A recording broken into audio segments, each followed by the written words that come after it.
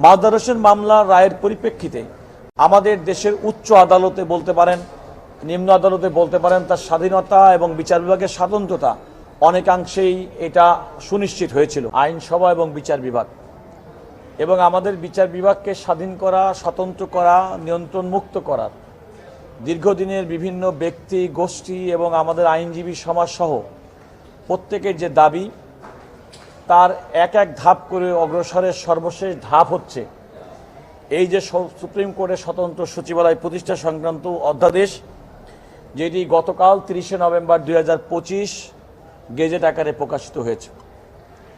প্রথমেই বুঝতে হবে যে এই অধ্যাদেশটি মূলত অধস্তন আদালতের পরে যে মন্ত্রণালয় কিংবা সুপ্রিম কোর্টের বাইরে অন্য সংস্থার যে নিয়ন্ত্রণ, সেই নিয়ন্ত্রণ মুক্ত করাটাই হচ্ছে এই অধ্যাদেশের মূল উদ্দেশ্য। এই অধ্যাদেশের উদ্দেশ্য সম্পর্কে বলা হয়েছে, অধস্তন আদালতের তত্ত্বাবধান, নিয়ন্ত্রণ ও শৃঙ্খলা বিধান সংক্রান্ত বিষয়াদি যথাযথরূপে পালনের জন্য এবং বিচার বিভাগের স্বাধীনতা কার্যকরভাবে বাস্তবায়নের জন্য একটি স্বতন্ত্র সচিবালয় প্রতিষ্ঠা করিবার উদ্দেশ্যে প্রয়োজনীয় বিধান প্রণয়নকল্পে প্রণীত অধ্যাদেশ।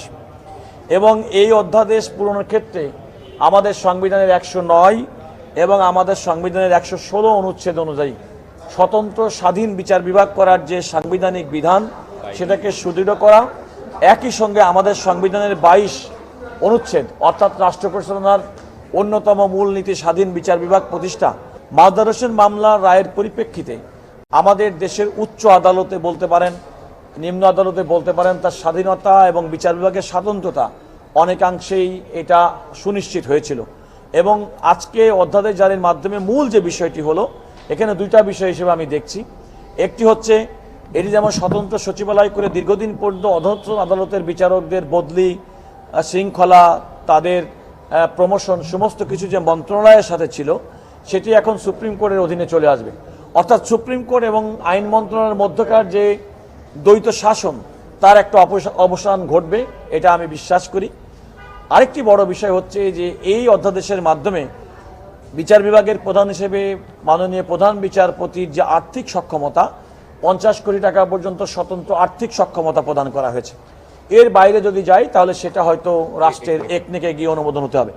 কিন্তু এটাও কিন্তু একটা বিরাট ব্যাপার। অর্থাৎ একটা স্বতন্ত্র রাষ্ট্রের 3টি অঙ্গের মধ্যে সবচেয়ে গুরুত্বপূর্ণ অঙ্গ বিচার বিভাগ, যে বিচার বিভাগের দায়িত্ব হচ্ছে রাষ্ট্রের অন্য দুটি অঙ্গ নির্বাহী বিভাগ এবং আইনসভা, তাদের কার্যক্রমকে যারা চেক অ্যান্ড ব্যালেন্স করতে পারে, পর্যালোচনা করতে পারে, রিভিউ করতে পারে, সেটি হচ্ছে বিচার বিভাগ।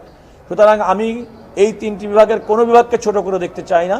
তবে 3টি বিভাগের স্বতন্ত্রভাবে কাজ করার জন্য তাদের ক্ষমতায়নকে যদি আমরা চিন্তা করি, আমি মনে করি আজকের এই অধ্যাদেশ জারির মাধ্যমে প্রকৃতপক্ষে বিচার বিভাগ এবং তাদেরকে ক্ষমতায়ন করা হয়েছে। একটা হচ্ছে আর্থিক দিক থেকে, একটি হচ্ছে প্রশাসনিক দিক থেকে।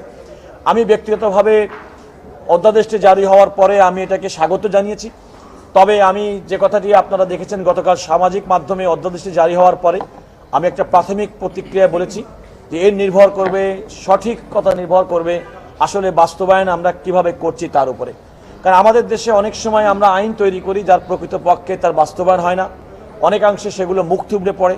যে প্রত্যাশা নিয়ে যে সমস্তগুলো করা হয়, সেই প্রত্যাশা অনেক ক্ষেত্রে পূরণ হয় না। আমি মনে করি বিচার আমাদের আজকে স্বতন্ত্র সচিবালয়, সুপ্রিম কোর্ট এটা স্বতন্ত্রভাবে করলেই শুধুমাত্র হবে না, আমাদের এর সঙ্গে এটাকে প্রকৃত অর্থে কার্যকরী করার জন্য আমাদের আরও অনেক বিষয়গুলো আমাদের এর মধ্যে আনা জরুরি। তার মধ্যে প্রথম যে কাজটি আমার কাছে মনে হয়, একজন বিচারকের সততা এবং একজন বিচারকের শির দাঁড়া করে উঁচু থাকার মানসিকতা। আমরা বিভিন্ন সময়ে অতি সম্প্রতিও আমরা লক্ষ্য করেছি সুপ্রিম কোর্টের বেশ কয়েকজন বিচারপতি তারা সুপ্রিম জুডিশিয়াল কাউন্সিলের মুখোমুখি হয়েছেন। এমন বিচারপতি আছেন যাদের সম্পর্কে দুর্নীতির অভিযোগ এসেছে বলে আমরা জেনেছি।